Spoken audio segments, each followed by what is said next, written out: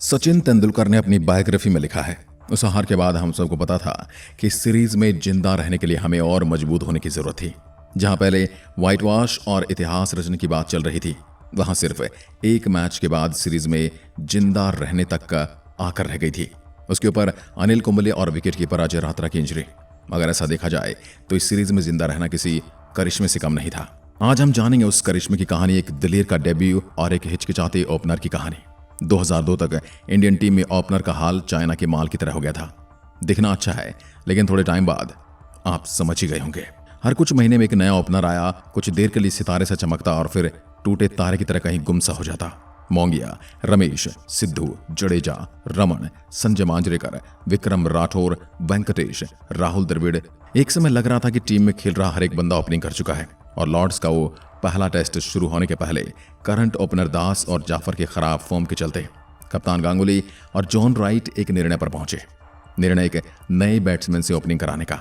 एक ऐसा बैट्समैन जो अब से पहले 1 साल तक टीम का हिस्सा भी नहीं था, जो इससे पहले ओडीआई टीम से ड्रॉप हो चुका था, जो इससे पहले कभी भी टेस्ट क्रिकेट में ओपनर नहीं बना था, इंटरनेशनल तो छोड़ो, डोमेस्टिक में भी नहीं।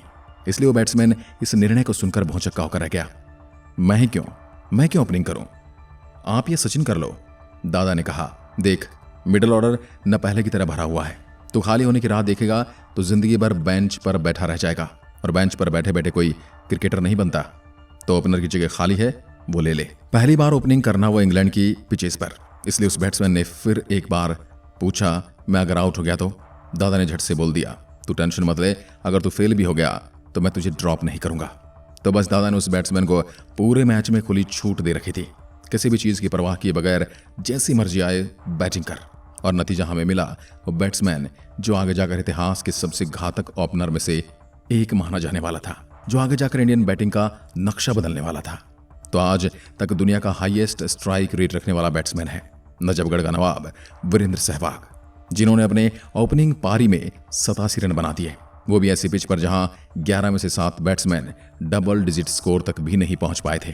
तो अब आशा थी कि अगले मैच में सहवाग ओपनिंग प्रेशर को संभालकर मिडिल ऑर्डर को सेटल होने का टाइम दे, क्योंकि अंत में इस मैच में जिंदा रहना यह सिर्फ बैटिंग पर निर्भर था। क्योंकि जहां English pace attack flat pitches पर 20 विकेट ले रहा था, वहीं इंडियन पेस अटैक 2 इनिंग में 790 रन दे चुका था। इस पर अनिल कुंबले का न होना तो दादा का प्लान सिंपल था, टॉस जीतो, बैटिंग करो, बड़ा स्कोर बनाओ, इंग्लैंड को आखिरी दिन बैटिंग कराओ, ताकि कम से कम पिच की हेल्प से हम इंग्लिश बैट्समैन को रोक पाएं।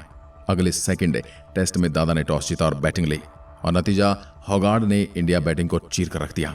10 ओवर 17 रन, जाफर और द्रविड़ पैवेलियन में, यानी वही घिसी पिटी पुरानी शुरुआत। लेकिन दूसरे छोर पर सहवाग नाम का एक प्लेयर, इंडिया का एक प्लेयर, उस अनस्टेबल पिच पर रन की दुकान खोलकर बैठ गया था। जहां बाकी के प्लेयर 17 के स्ट्राइक रेट से रन बना रहे थे, वहां सहवाग 50 के स्ट्राइक रेट से रन मार रहा था।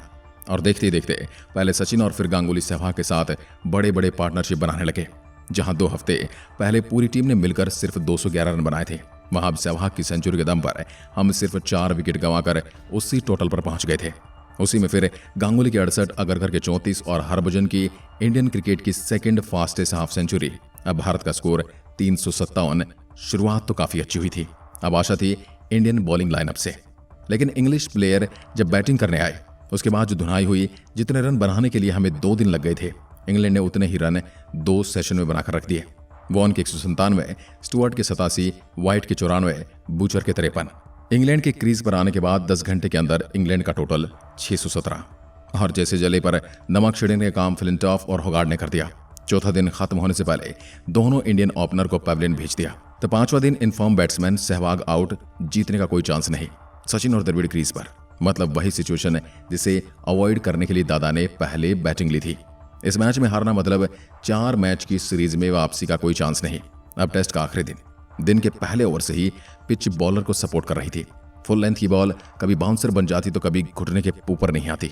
हर बॉल सचिन और द्रविड़ को बीट कर रही थी। दोनों बस पिच पर जमे हुए थे। दोनों की हाफ सेंचुरी आई, फिर सचिन आउट हुए, लेकिन मैदान पर कुछ नहीं बदला। जो पहले सचिन कर रहे थे वो अब दादा ने शुरू कर दिया। देखते ही देखते हम 4 विकेट खोकर 300 रन तक पहुंच गए।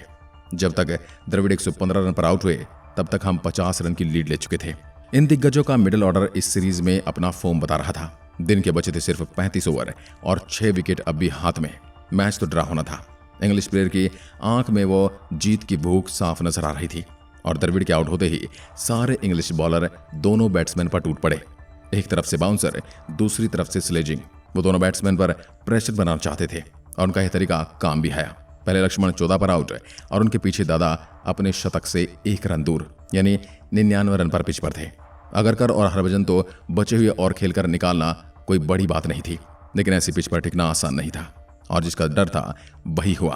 पहले अगरकर और फिर भज्जी। हम एक बार फिर वहीं पर आ गए थे जहां से शुरुआत हुई थी, मतलब हार से। अब भारत की हार के बीच में खड़े थे जहीर खान और जिस पिच पर आए भारत के दूसरे यंगेस्ट डेब्यूटेंट 17 साल के पार्थिव पटेल, जिसको सिलेक्शन की न्यूज टीवी पर मिली थी, जो जस्ट 2 दिन पहले श्रीलंका ए टूर खत्म करके आए थे। वो अब क्रीज पर आकर इंग्लिश पेसर को झेलने वाले थे। तो इंग्लिश टीम ने जहीर को छोड़कर पार्थिव को पकड़ लिया। हर ओवर में कैसे भी पार्थिव को डराकर, फुसलाकर, गुस्सा दिलाकर उसे पैवेलियन वापस भेजने की कोशिश की जा रही थी। लेकिन पार्थिव ने कहा, मेरे बाप का क्या जाता है, अगर मैं इनसे आउट भी हो गया तो क्या होगा। लेकिन ओवर दर ओवर न बाउंसर रुकी और न ही स्लेजिंग। कुल 84 मिनट वह पिच पर था, जिसमें उसने 60 गेंदों का सामना किया, केवल 19 रन बनाते हुए। और 17 साल के नौजवान से निकले वो 19 रन जिसने मैच ड्रा करवा दिया। तो दोस्तों, ये थी कहानी एक ओपनर के डेब्यू की और दूसरी कहानी यंगेस्ट प्लेयर के डेब्यू की। आपको ये कहानी कैसी लगी हमें कमेंट में लिखकर जरूर बताएं। एक बार फिर मिलते हैं, तब तक के लिए नमस्कार, जय हिंद, जय भारत।